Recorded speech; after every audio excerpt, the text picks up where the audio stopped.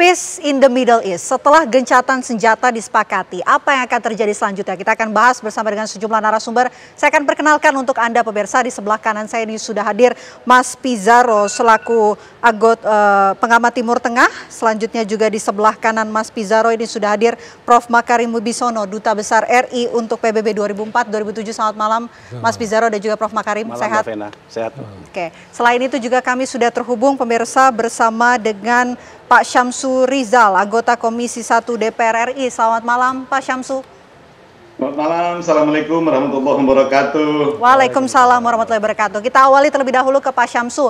Pak Syamsu, ini kan gencatan senjata sudah disepakati dan juga ditandatangani oleh Presiden Amerika Serikat Donald Trump dalam KTT perdamaian di Mesir.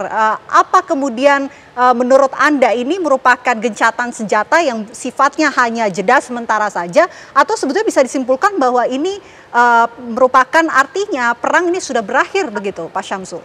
Iya, alhamdulillah dengan penandatanganan ini berarti ada new era yang bisa kita hadapi lah, bisa kita dapatkan, dan saya tidak melihat ANSI hanya pada sekadar penandatanganan komitmen perdamaian ini, karena ini adalah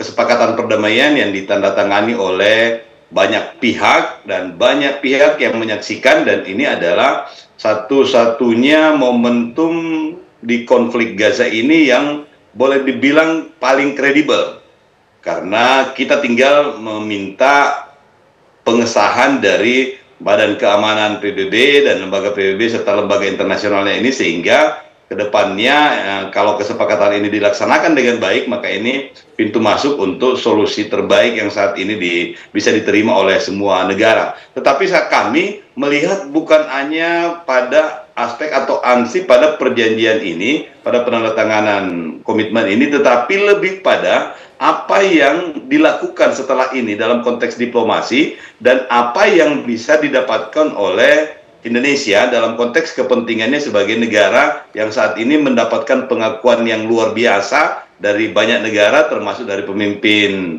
Amerika yaitu Trump, yang menyebutkan Presiden Prabowo sebagai very incredible man from Indonesia. Itu luar biasa, dan ini adalah salah satu momentum yang sangat strategis bagi Indonesia, sehingga kedepannya selepas dari pertemuan ini, kita ingin supaya para diplomat ini menggunakan new level diplomasi yang saat ini kita raih di Indonesia dengan performance personal dan negara dari Presiden Prabowo ini yang luar biasa apresiasinya. Beberapa momentum juga di New York kemarin itu sudah mendapatkan momentum apresiasi yang luar biasa, sehingga kita ingin supaya pertemuan ini juga dilakukan atau ditindaklanjuti dengan follow up dari para diplomat.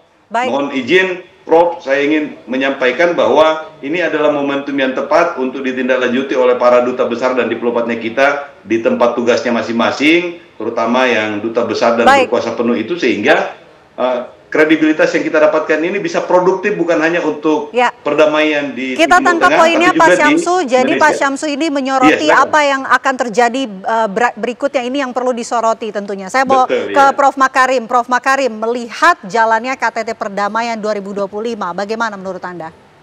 Kalau kami melihat ya bahwa sebenarnya proses yang sudah dibahas di Mesir ini sebenarnya sebelumnya sudah dilakukan beberapa negosiasi atau beberapa konsultasi ya antara pelaku-pelaku ini ya, termasuk juga Hamas maupun juga dari Israel.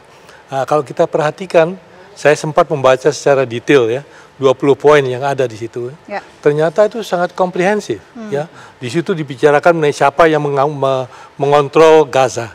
Kan nanti rencananya pasukan Israel mundur ya. Dan juga kemudian Hamas juga rencananya disarman. Nah, itu siapa yang anu situ? Di situ dipikirkan mengenai International Stabilization Force yang akan tiket. Terus siapa yang memerintah di situ? Ya, nanti kalau misalnya ini semua mundur, siapa yang mengatur kesepakatan di sana? Dibahas di situ, yang akan mengatur adalah pemerintah sementara, ya, yang terdiri dari orang Palestina yang teknokrat, yang bebas dari political party, ya.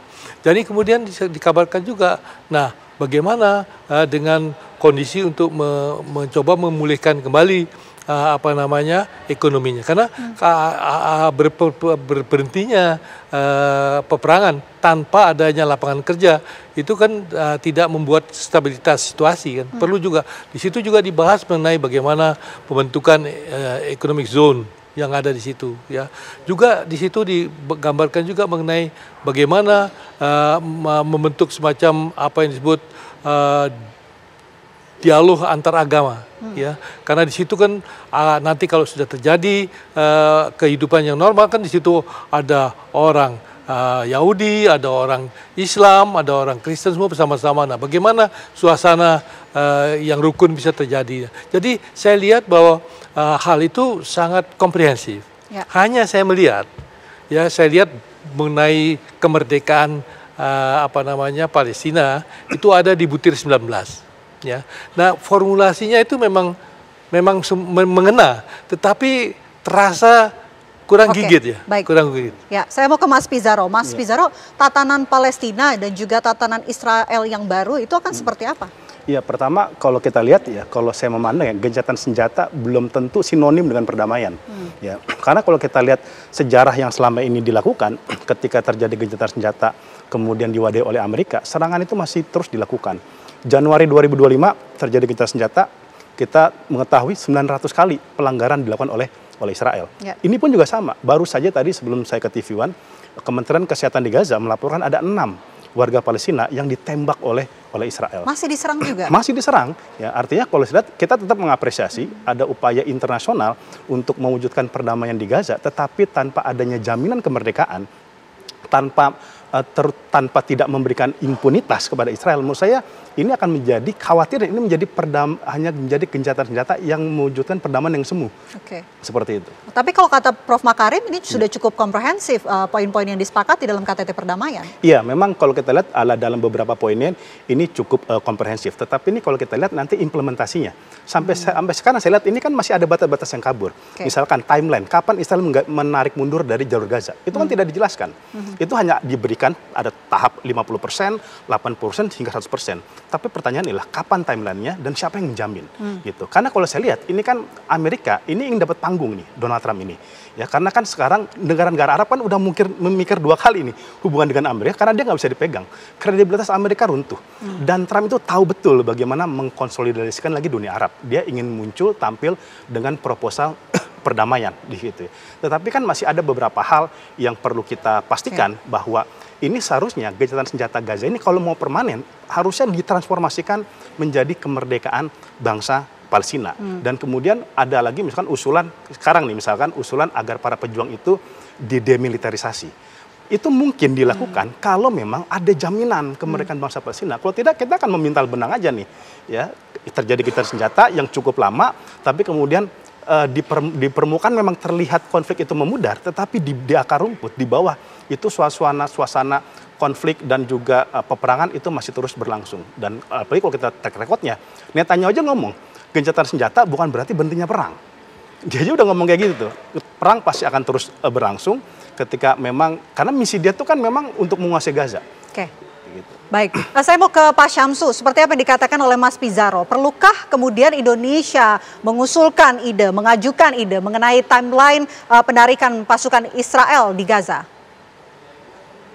Kalau Indonesia diberi kesempatan untuk mengusulkan, itu harus mengusulkan karena seperti yang disampaikan sama Mas Pizarro tadi itu bahwa gencatan senjata itu tidak sinonim dengan perdamaian dan perdamaian pun juga tidak sinonim dengan kemerdekaan Palestina. Kenapa? Karena tujuannya masing-masing itu beda. Kalau Amerika nggak ada urusan dengan merdekanya Palestina, urusannya dia itu adalah kondusif perdamaian, di Timur Tengah bagus, dia dapat konsesi, paling tidak konsesi image building Amerika yang kuat.